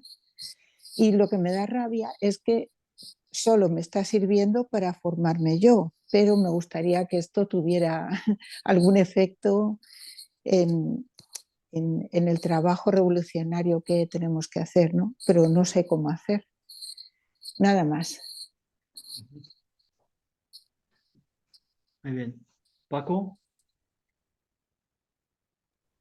Sí, hola. Yo centrándome sobre una cosa que ha estado muy acertada, me estoy refiriendo al leninismo. Bueno, en el que dice que el leninismo incluye el marxismo. Es algo muy acertado, yo creo que habría que hacer bastante hincapié en esto.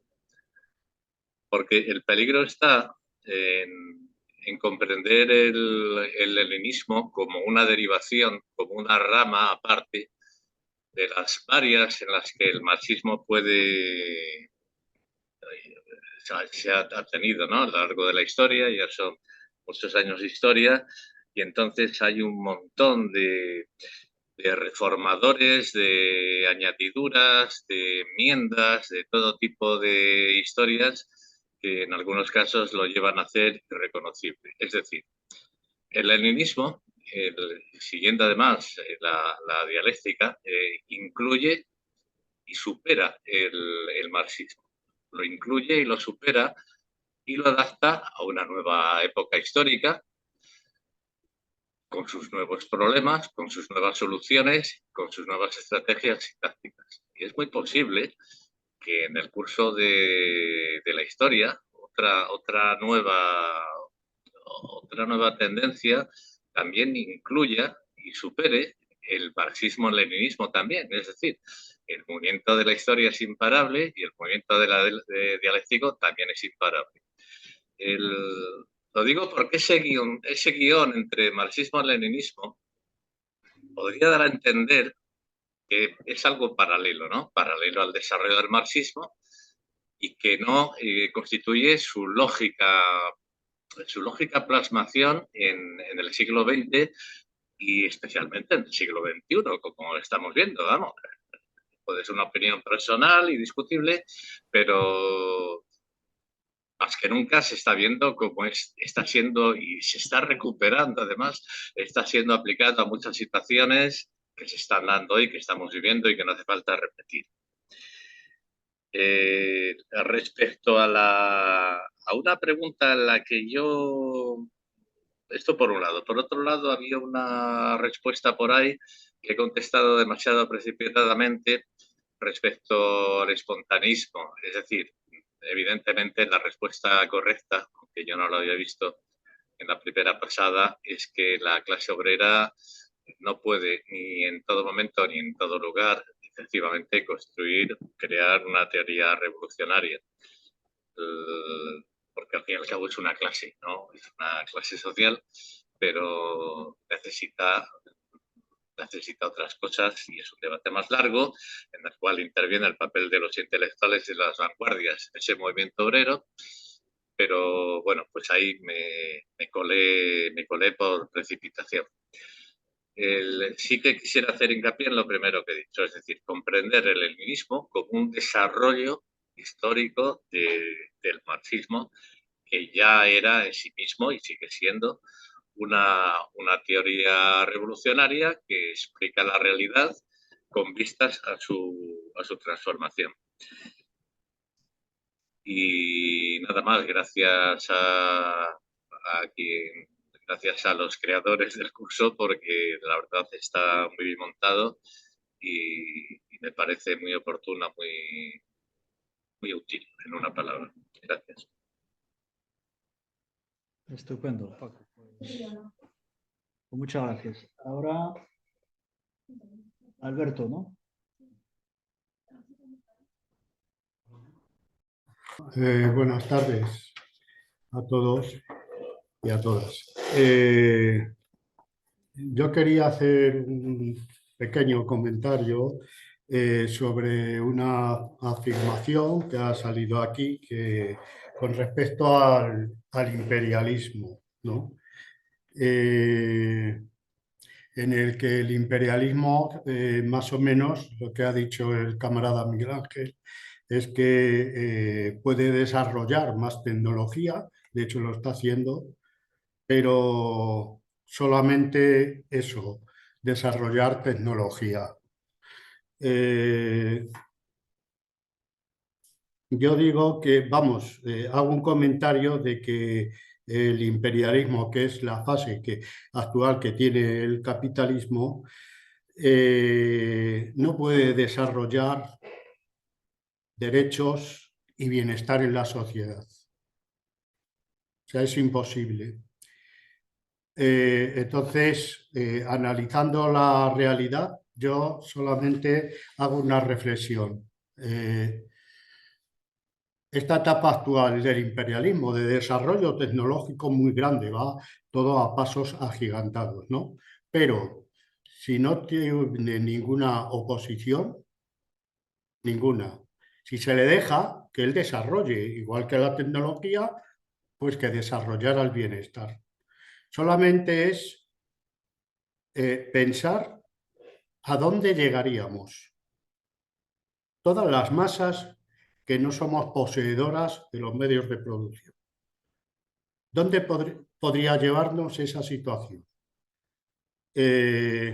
Solamente hay que ver que negociación tras negociación, ley tras ley, aquí en nuestro país como en todo el mundo, América Latina, todo el mundo, ya sin contar las guerras que genera.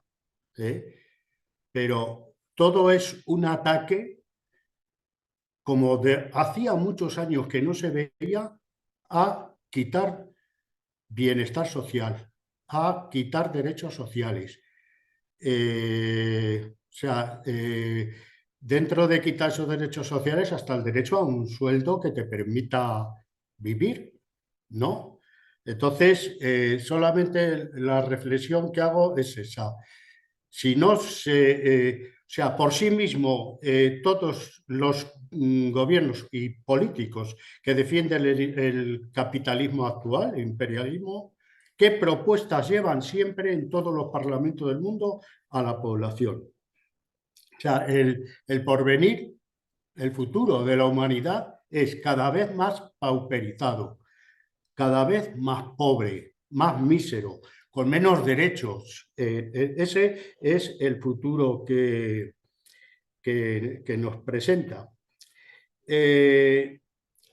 Entonces, lo que ha dicho el camarada de que es la antesala del socialismo, precisamente hago esta reflexión por eso mismo, porque no se puede sostener la acumulación de riquezas día tras día en menos manos, empobreciendo a mayoría de las masas y de los países que no son los 4 que dirigen el cotarro este mundial. Entonces, esa situación que crea el imperialismo, si analizas la realidad, solo tiene una salida. Es una salida solo. Y la salida es revolucionaria. No hay otra forma. No puede haber otra forma. Porque no se les puede ni decir, pues vamos a hacerles conseguir alguna reformita que nos mejore a los trabajadores, a las masas, ¿no? Eso. No hay. Ellos van a quitar, quieren que desaparezca el Estado. El Estado como defensor de algunos temas sociales, ¿no? O sea, quieren que la privatización, quieren ser los monopolios, quieren, en definitiva, mercantilizar hasta las cosas que no son mercancía, la quieren hacer mercancía, como en la sanidad, por ejemplo. Entonces, el imperialismo está claro que es la última fase, no pueden, porque ese desarrollo que lleva el capitalismo a través del imperialismo, que es su fase superior, solo lleva a el empobrecimiento de la mayoría, como ya he dicho, y de los países que no están en su órbita, los 4 países que dirige. Entonces, vuelvo a insistir que la única liberación, que es lo que quiere decir hoy es la liberación por una revolución, pero que contemple el socialismo como una sociedad sin clases, que es la única forma de acabar con esta explotación, y tránsito, que es transitoria hasta otra ya en la que han desaparecido las clases. Eso es lo que quería hacer.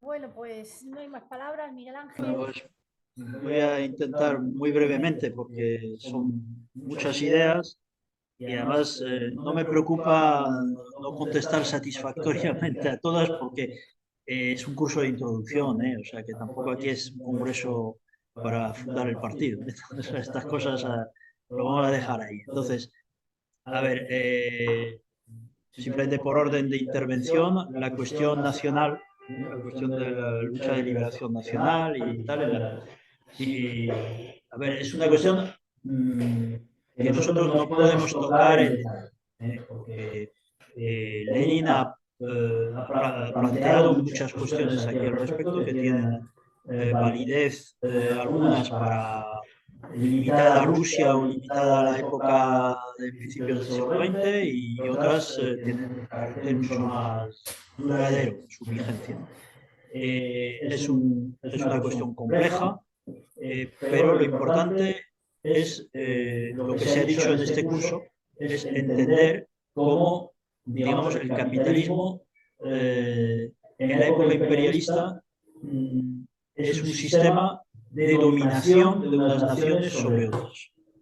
Entonces ya significa que las naciones dominadas ya son naciones, es decir, tienen entidad nacional, tienen mercado propio, tienen unas características. Entonces, claro, habría que entrar en qué significa nación, etcétera. La literatura marxista-leninista tiene mucho desarrollo. Stalin escribió el texto base, vamos a decir, del programa nacional de los bolcheviques, que era el marxismo y la cuestión nacional. Lenin escribió muchos trabajos sobre el respecto. Entonces, hay que entender siempre que nosotros no somos intelectuales que miramos el mundo por encima de todo y por encima del hombro, sino que somos parte interesada. Es decir, somos el proletariado. Entonces, a partir de ahí nosotros buscamos la manera de derrocar al imperialismo y de conquistar el poder para construir el socialismo.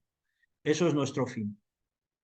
La cuestión nacional la tenemos subordinada a ese fin. Evidentemente hay cuestiones básicas. Que la clase obrera no puede liberarse si no libera a los demás oprimidos, ya sean naciones pequeñas o débiles o lo que sea, ya sean, yo qué sé, por ejemplo, alguna decía es que si no hay liberación de la mujer, no hay socialismo. Pues eso. La clase obrera es, vamos a decir, la vanguardia de todos los oprimidos del mundo y tiene que liberar. En la cuestión nacional decía, y la verdad es que no recuerdo si era Engels o Marx, decía que un pueblo que oprime a otro pueblo no puede ser libre, ¿no? Entonces esto simplemente hay que reflexionarlo en el sentido de que a veces decimos, yo soy internacionalista porque no me gustan los nacionalistas. Pero claro, a ver si por no gustarme los nacionalistas, en realidad lo que estoy siendo es nacionalista, pero de la otra nación, de la que no son aquellos que a mí no me gustan. Entonces, en este tema hay un texto en España que yo creo que merece la pena por lo menos ser leído, aunque no sea la palabra última sobre este tema. Lo escribió Dolores Ibárruri, pasionaria, que se llama España, Estado Plurinacional, y merece la pena leerlo porque, digamos, trata de tener en cuenta las enseñanzas generales de la teoría revolucionaria en el mundo con la realidad de nuestro país. Entonces, bueno, ahí lo dejo, no quiero entrar a más porque es un jardín de mucho cuidado. Entonces, el problema del imperialismo para la revolución proletaria es que rompe con el crecimiento homogéneo del capitalismo.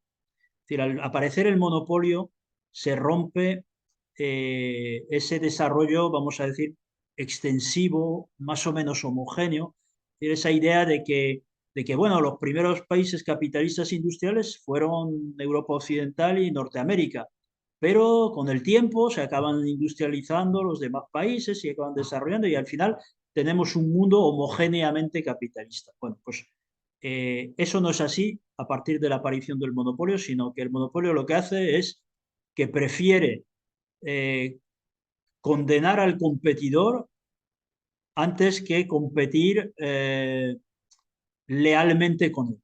Es decir, el monopolismo es el gangsterismo del capitalismo, vamos a decir. Yo prefiero vivir de otros antes de ser realmente una clase productiva. Entonces, por eso,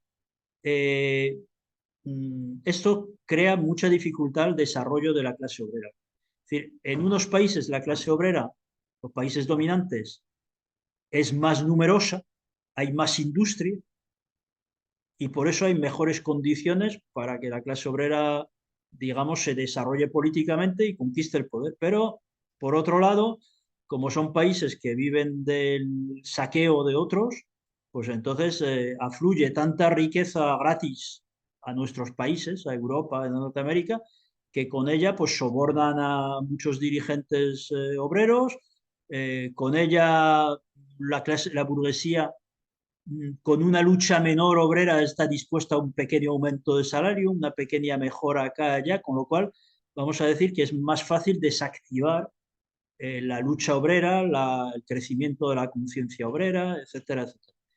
En cambio, en otros países, pues digamos, ahí directamente es el palo y tente tieso, es directamente lo que se aplica a la mínima tal, y entonces hay, por así decir, un espíritu revolucionario más agudo en la masa de la población, pero el atraso del país, la falta de industria o la debilidad industrial, etcétera, hace que haya menos clase obrera, entonces los fermentos revolucionarios son más de tipo campesino, de tipo pequeña burguesía urbana, etcétera. Entonces, bueno, pues, pero ese es el mundo que hay, es decir, por eso no hablamos de que los factores revolucionarios no están exclusivamente en la lucha obrera contra los capitalistas, sino que hay otros elementos que son necesarios de reunir en una estrategia general y una táctica, llegado el momento, para que la clase obrera pueda tomar la dirección de todos esos fermentos y llevar a cabo su misión por encima de esa heterogeneidad creciente de la sociedad imperialista. Bueno, sobre lo de Trotsky y Stalin tampoco es que procede aquí porque nos metemos en otro jardín enorme, entonces yo no voy a entrar. En la próxima sesión quizás vamos a tocar algo que permite esclarecer un poco esta cuestión, pero tampoco vamos a profundizar mucho. Lo que sí, quizás es lo que merece la pena tener en cuenta es que simplemente hay un criterio lógico a aplicar, que es que, claro, si la revolución se produjera de una manera más o menos generalizada en el mundo, la clase obrera conquistar el mundo en poco tiempo, o sea, conquistar el poder en poco tiempo en todas partes del mundo, lógicamente el ejercicio de su poder tendría unas características diferentes a lo que ha ocurrido, es decir, al hecho de que de repente toma el poder en un país y en ninguno más durante decenios. Y eso hace que el resto del viejo mundo capitalista se convierte en un enemigo feroz contra ese país. Y entonces la clase obrera se tiene que defender su poder en ese país, digamos, con una igual ferocidad con que es atacada. Si eso, claro, fuera más homogénea la revolución, más simultánea, más tal, pues probablemente no haría falta, vamos a decir, el KGB, la NKVD, la GPU o todas estas, es decir, toda la violencia estatal que ha tenido que recurrir la clase obrera para poder mantenerse en el poder frente primero a una intervención de 14 países imperialistas contra la Rusia soviética, después al nazifascismo atacando a la URSS después de haber conquistado toda Europa y utilizando todo el potencial industrial de Europa y de parte de Estados Unidos para lanzarlo contra la URSS, y, en fin, etcétera, etcétera. Es decir, pero son circunstancias que no son las que nosotros desearíamos, simplemente es así. El mundo que ha generado el capitalismo al llegar a la etapa monopolista, pues es así. Más cuestiones. Importante, efectivamente, lo que dice Paco. No es que el leninismo sea una escuela más del marxismo y y tú eliges, igual que vas a la tienda y puedes elegir pues la marca de cerveza que más te guste o tal. No, no. Se trata de que el marxismo, para que hoy sea marxismo, tiene que ser leninismo también, porque si no, si tú le eliminas el leninismo, eliminas los aportes de Lenin, lo que estás haciendo es vaciar el marxismo de su contenido revolucionario concreto de nuestro momento, el que corresponde a nuestra época que vivimos. Y por tanto, el marxismo se convierte solamente en una especie de suma de frases tomadas de tal o cual obra de Marx o de Engels en su momento, ¿no? Y entonces no se pierde realmente su contenido, ¿no? Queda como una especie de estafa, ¿no? De apariencia. ¿Podría haber un desarrollo cualitativo del marxismo nuevo? Es decir, marxismo, leninismo, otra cosa más. Bueno, pues hay marxistas-leninistas que lo ven así, que hablan, por ejemplo, de marxismo, leninismo, maoísmo. Consideran que Mao resolvió lo que la URSS no pudo resolver sobre cómo evitar la restauración del capitalismo. Bueno, es dudoso, porque luego al mismo tiempo dice que fue en China y que China ha restaurado el capitalismo. Entonces, claro, pues, habría que ver hasta qué punto, pues entonces, lo que Mao aportó es tan sustancial como para poder decir que sin ese hay un desarrollo cualitativo del marxismo por parte de Mao. Cuantitativo, un desarrollo parcial, eso probablemente es indudable. Pero bueno, yo tampoco me quiero meter en esto, solo sí tener en cuenta una cosa. El leninismo es el marxismo de la segunda y última etapa del capitalismo. Entonces, si lo miramos desde ese punto de vista, ya no cabe un añadido más en el sentido de que sería el marxismo de la etapa final por tanto, en la etapa en que ya la clase obrera va a cumplir su papel histórico. Pero bueno, eso es solamente un aspecto, ¿no? Por tanto, es un debate que yo creo que no hay por qué pretender cerrar, ¿eh? Simplemente ahora mismo, pues yo creo que el marxismo-leninismo es fundamental. Que haya más cosas que aportar cualitativas, bueno, pues tal vez, pero forma parte de lo que es necesario debatir y poner a prueba, ¿eh? O sea, no otra cosa. Luego, la idea de si el imperialismo desarrolla algo, o sea, progresa en algunos aspectos y en otros no. Entonces, efectivamente, en tecnología hay un desarrollo, hay un progreso, pero cuidado, relativamente. Es decir, hay un progreso en el sentido absoluto de la palabra. Como cuando decimos, el salario ha subido un 2%. Ya, pero ¿cuánto han subido los precios? Un 4%. Entonces, relativamente, ¿qué ha pasado con el salario? Que no ha crecido, que ha retrocedido. Entonces, un poco con la tecnología es lo mismo. En la época del imperialismo ha habido un progreso tecnológico, pero ¿cuál habría sido el progreso tecnológico sin el monopolio capitalista?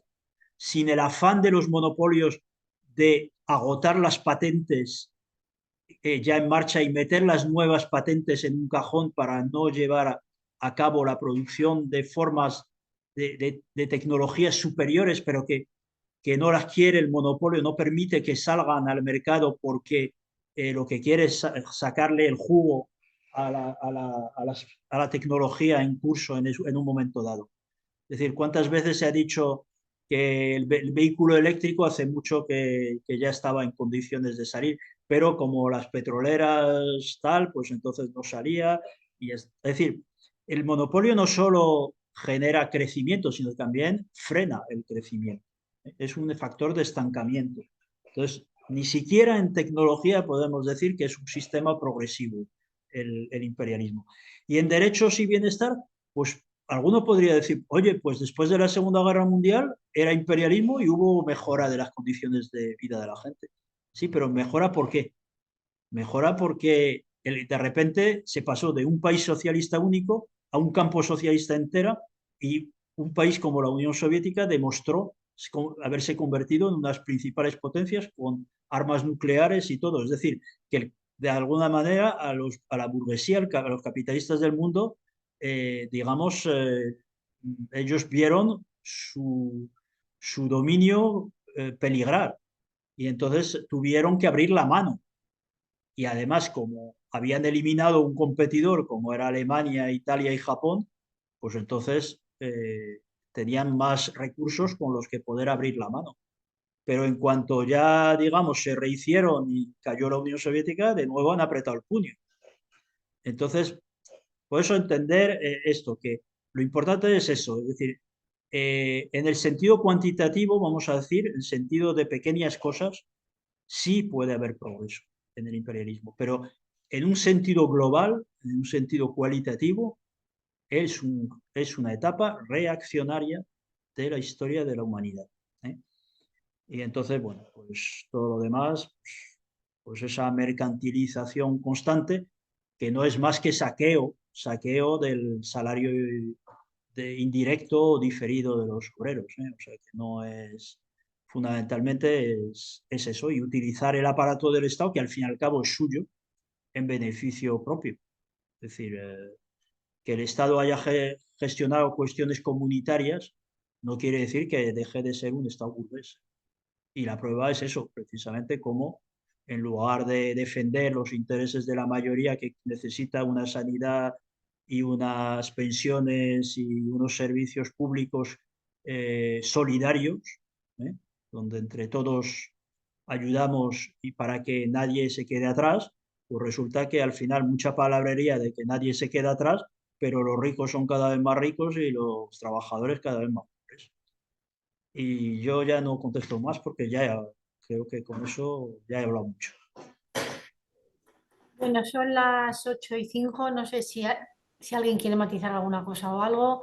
Bueno, pues si no hay más preguntas, terminamos por hoy esta 10ª sesión, son las 8:05 y bueno, pues en cuadro hasta el próximo mes para la próxima sesión, la sesión 11, ¿vale? Salud a todos.